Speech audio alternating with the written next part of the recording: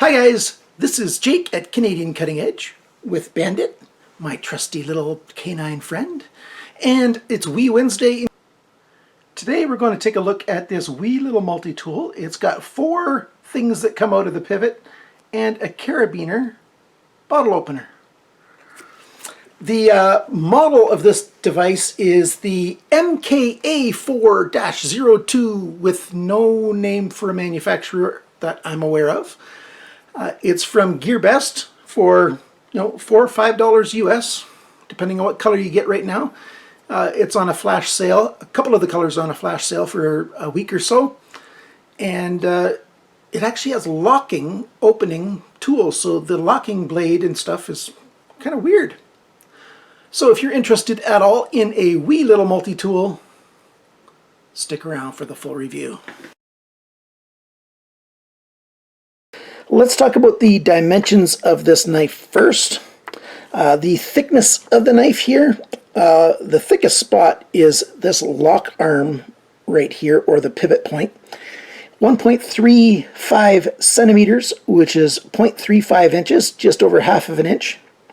The length is 5.7 centimeters, which is 2¼ inches.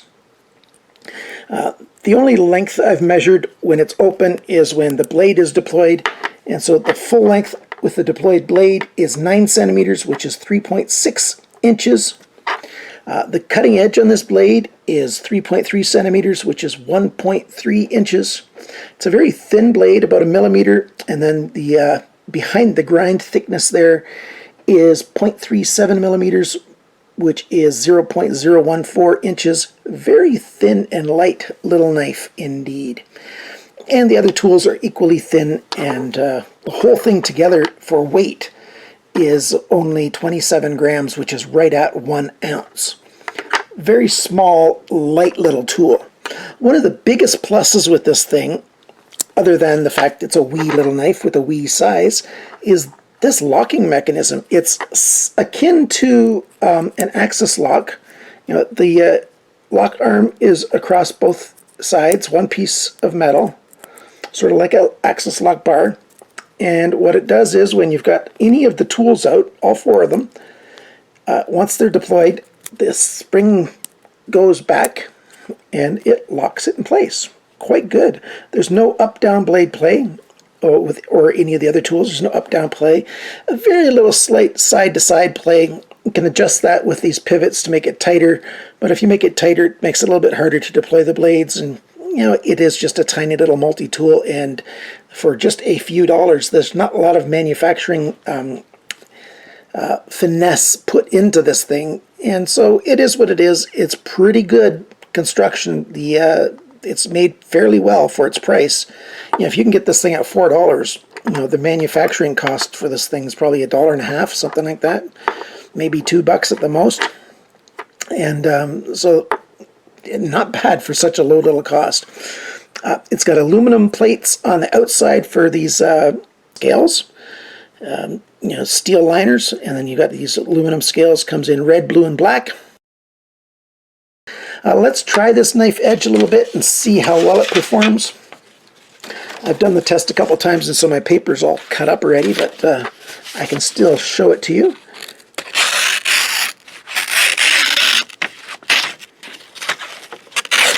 Not bad. I spent about 5 minutes dropping this thing. 3CR13 steel. It's a little bit of a softer steel compared to a lot of them. It's a decent enough steel, but it's not a high-end steel for sure. It's, a low-end kind of budget steel. Hollow grind, big belly. There's even a sharpener's choil on there. Cuts okay. It's very small in the hand. You can get, depending on how you hold it, you can almost get 3 fingers involved in the grip, and then your thumb. This plastic gray area is a whole lot of jimping for a lot of traction, and so you can have a decent enough hold on it in some ways of holding it. Let's do a couple more cut tests before we move on to the other tools. Here's that 1 inch wide banding, and we'll try cutting that. Actually, let's try it when we've got it folded over And we'll try it this way. I doubt I'll be able to get through in one swap because it's just such a short blade. And, oh, yep, most of the way through, just a tiny bit that didn't get through there. And I can cut that off, no problem. Let's try to cut through it this way. There you go, not bad. I didn't want to cut too much into the table, and I scratched it a bit. Cuts pretty good. Here's some 9-strand paracord, and it's going to cut that fairly well too. It's a decent little blade. It didn't come super sharp, but I didn't have to sharpen it with a sharpening system, just stropping it, and it's pretty good. You know, it passes the nail nick test. You put it on your nail and it won't slide, it just stays put. So that's fairly sharp. So that's the blade for you. Let's take a look at the other tools. It's kind of tricky. You have to release the lock to open or close any of the tools. They won't open unless you pull the lock back, and they won't close unless you pull the lock back. So you have to pull the lock back and use, it's a two-hand system to get the knives and stuff to deploy. Here we've got a pair of scissors, a decent enough pair of scissors. You can see that spring arm right there and how it holds the knife, this one knife. There's two knives on a pair of scissors. Holds that one knife open, and the spring, you fight it to close the thing. So let's try to cut with this. Try to keep it on screen at the same time too. It's kind of tricky. There's not much room down here to work.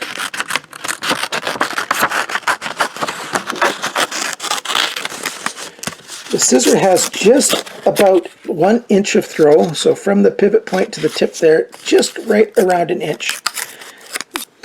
And that's the scissors, so let's close that up.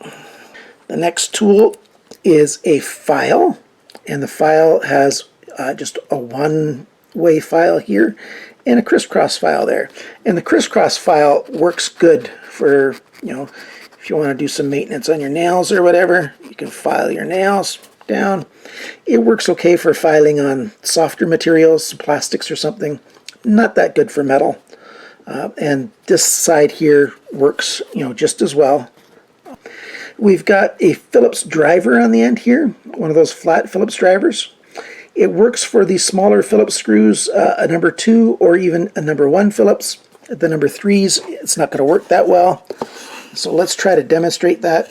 I've got some screws on a piece of wood here, and you can get that in there, and it screws fairly well. It's not that difficult.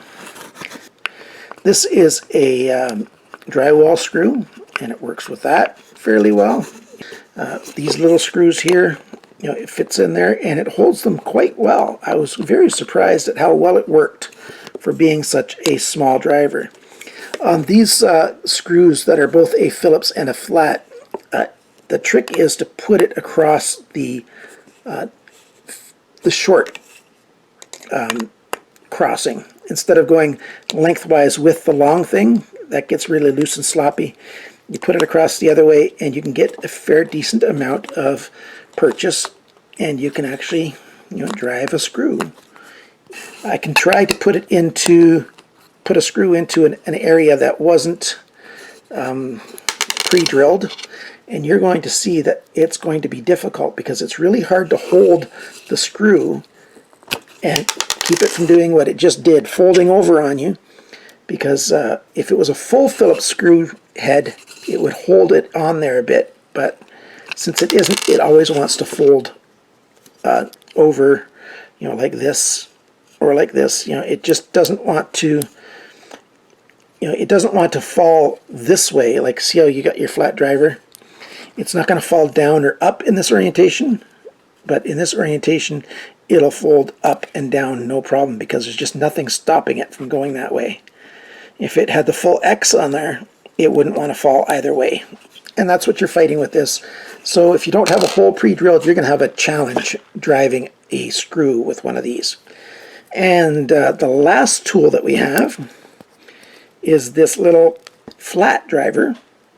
It's more like a tiny little pry tool. It's a little bit too big for a pair of glasses, for the kind of screws that you have on glasses. But it's a little bit of a flat kind of tool that you can get in and do something with it. Maybe pry something apart, maybe wedge it in somewhere.